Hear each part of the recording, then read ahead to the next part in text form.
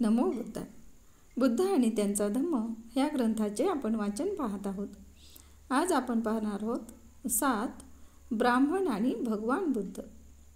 एकदा पुष्कळ भिक्खू समवेत तथागत कौशल देशात परिभ्रमण करीत असता ते थून नामक ब्राह्मण ग्रामात जाऊन पोहोचले. थून गावातील ब्राह्मण गृहस्थांच्या कानावर बातमी आली की श्रमण गौतम आपल्या गावातील शेतात येऊन पोहोचले आहेत. ते ब्राह्मण गृहस्थ स्वभावाने लोभी, असत्यमताचे आणि अश्रद्ध होते. ते म्हणाले, जर श्रमण गौतम ह्या गावात प्रवेश करतील व 2-3 दिवस वास्तव्य करतील तर सर्व ग्रामस्थ त्यांचे उपासक बनतील. मग ब्राह्मण धर्माला आधार राहणार नाही. यासाठी त्यांच्या ग्रामप्रवेशाला प्रतिबंध केला पाहिजे. गावात प्रवेश करण्यापूर्वी नदी ओलांडावी लागेल.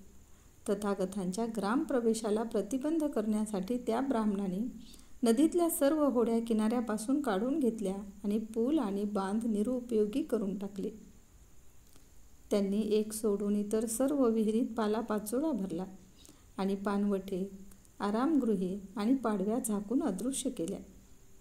तथागतांना त्यांची ही दुष्कृत्ये समजली आणि त्यांची दया येऊन भिक्खू वर्गास त्यांनी नदी पार केली आणि मार्ग कापीत कापीत ते थून ब्राह्मण ग्रामी येऊन पोहोचले.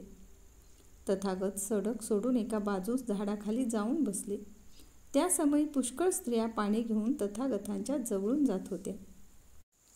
त्या गावाने निश्चय केला होता की श्रमण गौतम इथे आले तरी त्यांचे आगत स्वागत करायचे नाही आणि जर ते एखाद्या घरी गेले तर त्यांना किंवा त्यांच्या शिष्यांना अन्न किंवा पाणी द्यायचे नाही.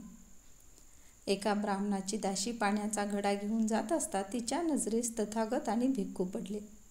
ते थकलेले व तहानलेले आहे हे जाणून ती भाविक दासी त्यांना पाणी देणार होती. ती मनाशी म्हणाली की जरी गावच्या लोकांनी श्रमण गौतमाचे स्वागत करू नये किंवा त्यांना काही देऊ नये असे ठरवले तरी या पुण्यक्षेत्र व दानपात्र लोकांना पाहून त्यांना थोडे पाणी देऊन माझ्या मुक्तीचा पाया जर मी घातला नाही तर मी दुःखातून कशी परिमुक्त होऊ शकेन? काय वाटेल ते हो. ह्या गावचे सर्व लोक मला मारोत किंवा बांधून ठेवत.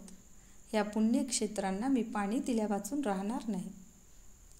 दुसऱ्या स्त्रियांनी तिला थांबवण्याचा प्रयत्न केला, पण एकदा निश्चय केल्यावर जीवाची पर्वा न करता तिने आपल्या डोक्यावरचा घडा खाली ठेवला व ती तथागतांच्या जवळ गेली आणि तिने त्यांना पाणी दिले. त्यांनी आपले हातपाय धुतले व पाणी प्राशन केले. तथागतांना तिने पाणी दिल्याची हकीकत तिच्या ब्राह्मण धन्याला समजली. तिने गावच्या ठरावाचा भंग केला आहे आणि लोक मला दोष देत आहेत अशा विचाराने संतप्त होऊन दात ओठ खाऊन तो तिच्या अंगावर धावला आणि खाली पाडून लाथाबुक्क्यांनी त्याने तिला मारले.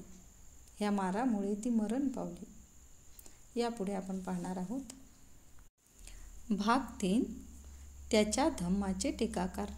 तेव्हा आमच्या चॅनलला लाईक, शेअर व सबस्क्राईब करायला विसरू नका. धन्यवाद.